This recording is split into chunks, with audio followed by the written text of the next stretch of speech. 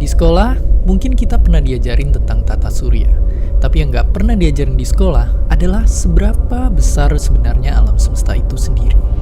Coba lihat bulan, di gambar ini deket.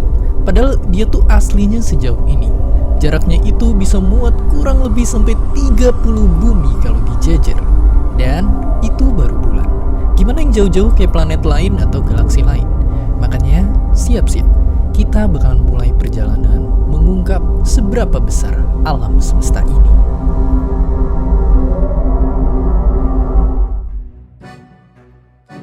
Ayo kita mulai dari diri kita sendiri, manusia.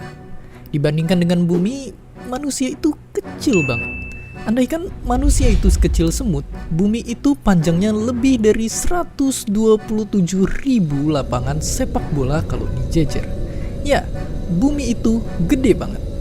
Tapi tentunya belum apa-apa jika dibandingkan dengan jarak ke bulan.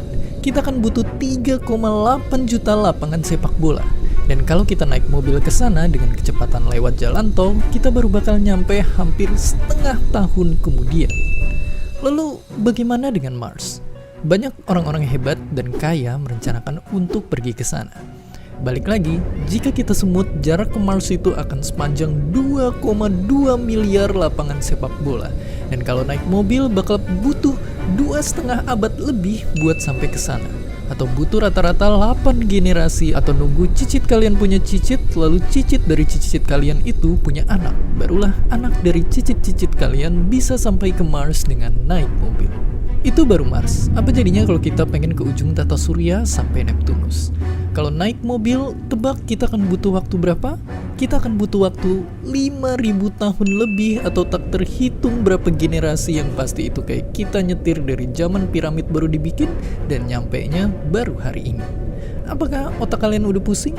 Itu baru tata surya kita. Kencangkan sabuk kalian karena ini baru awalnya saja.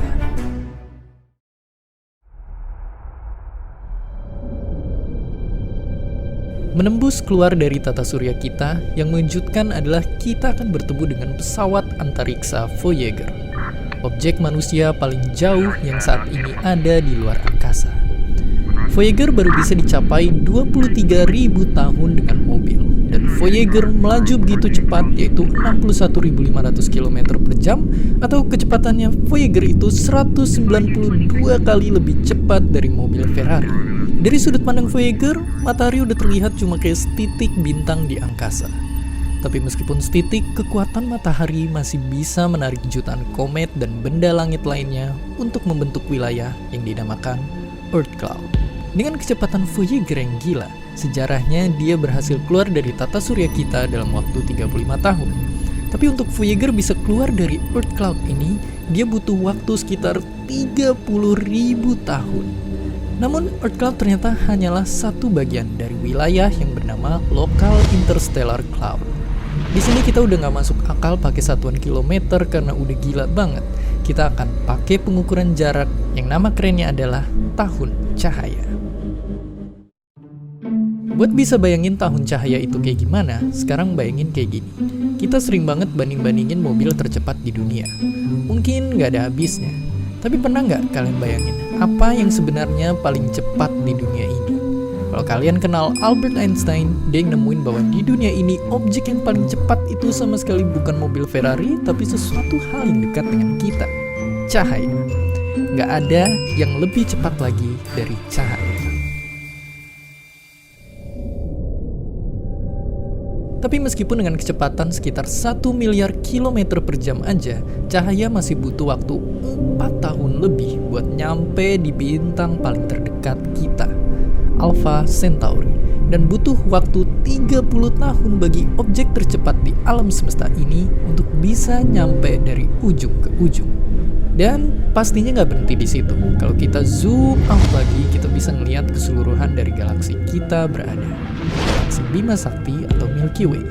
Kira-kira ada sekitar 100 miliar sampai 400 miliar bintang kayak matahari, dan sekitar 800 miliar sampai 3,2 triliun planet di galaksi kita ini. Yang mengerikan adalah mungkin di sini terlihat penuh dengan bintang. Namun tahukah kalian ada jutaan bahkan mungkin miliaran planet yang hidup di kegelapan. Planet tanpa bintang yang hanya mengambang di luar angkasa.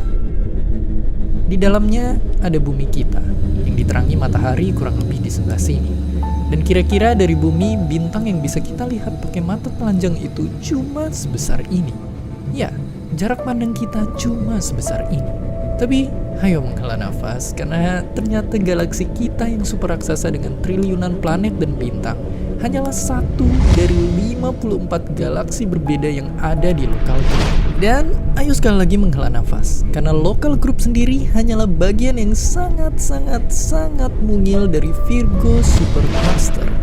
Di sini ada lebih dari 2000 galaksi kayak galaksi kita yang masing-masing ada isi bintang dan planetnya yang udah gak kehitung berapa triliun-triliun, yang pastinya angka nolnya udah ngalahin inflasi rupiah. Tapi selama kalian masih nonton video ini, jangan berhenti menghela nafas, karena Virgo Supercluster sendiri ternyata hanyalah bagian sangat kecil dari Laniakea Supercluster. Pada skala ini, tiap titik kecil yang kita lihat adalah galaksi. Ini adalah wilayah angkasa yang isinya ada lebih dari 100.000 galaksi kayak kita di dalamnya. Lalu apakah kita udah sampai akhir? Dan bisa ditebak jawabannya sama sekali enggak. Karena supercluster kita ini ternyata hanyalah bagian yang bukan lagi kecil, bukan lagi mungil, tapi benar-benar udah kayak debu di observable universe atau wilayah alam semesta yang bisa kita amati. Disinilah rumah dari lebih 2 triliun galaksi yang tak terhitung berapa banyak bintang dan planet di dalamnya, dan menjadi ujung batas pengetahuan kita manusia tentang besarnya alam semesta untuk sekarang. Di luar ini tentunya masih ada lagi, hingga sekarang masih menjadi misteri, karena kita hanya bisa melihat bagian ini dari alam semesta. Yang kita tahu sekarang lewat fisika, alam semesta di luar pengamatan kita sedang bertumbuh terus, lebih cepat dari kecepatan cahaya. Banyak dari ilmuwan menduga bahwa bahkan semesta kita ini hanyalah satu bagian dari miliaran semesta-semesta besar lainnya, yang saat ini ujungnya masih menjadi satu misteri besar yang belum terpecahkan. Mungkin video ini pada akhirnya bukan mengajarkan seberapa besar alam semesta, tapi justru mengajarkan seberapa kecilnya kita di alam semesta ini. Tapi janganlah langsung merasa hidup kalian tak ada artinya. Justru kita, spesies kecil yang hidup di planet biru ini, berani berpikir besar. Sebesar alam semesta menembus batas pengetahuan kita. Pada akhirnya, inilah kita, sebuah titik kecil biru di begitu luasnya alam semesta, seperti yang disampaikan oleh Carl Sagan dengan indahnya.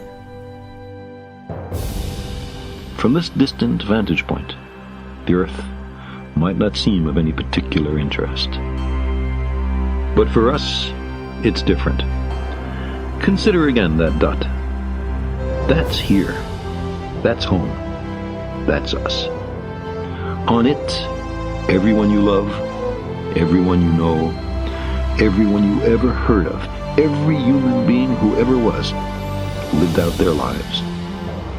The aggregate of our joy and suffering, thousands of confident religions, ideologies, and economic doctrines, every hunter and forager, every hero and coward, every creator and destroyer of civilization, every king and peasant, every young couple in love, every mother and father, hopeful child, inventor and explorer, every teacher of morals, every corrupt politician, every superstar, every supreme leader, every saint and sinner in the history of our species lived there, on a mote of dust, suspended in a sunbeam.